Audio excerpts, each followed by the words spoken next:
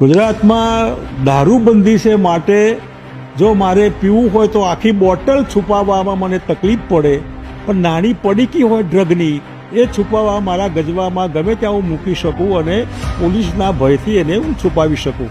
આના લીધે ગુજરાત ડ્રગનું હબ બની ગયું છે.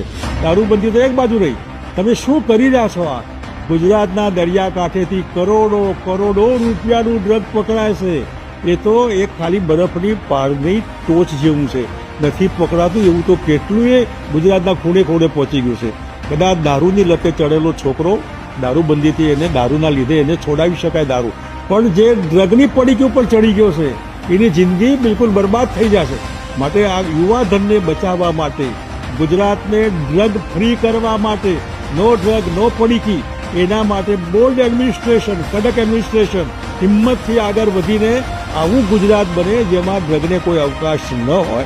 માટે થઈને હું આને હિમાયત કરું છું કે આ શરાબબંધી હટાવો, ડ્રગ હટાવો અને ડ્રગનું જે પકડવાનું ચાલતું હોય છે એના બદલે કાયમ માટે ગુજરાતમાં ડ્રગ જ ના આવે એવો પ્રબંધ કરો, તો જ ગુજરાતનું યુવાધન બચી શકશે.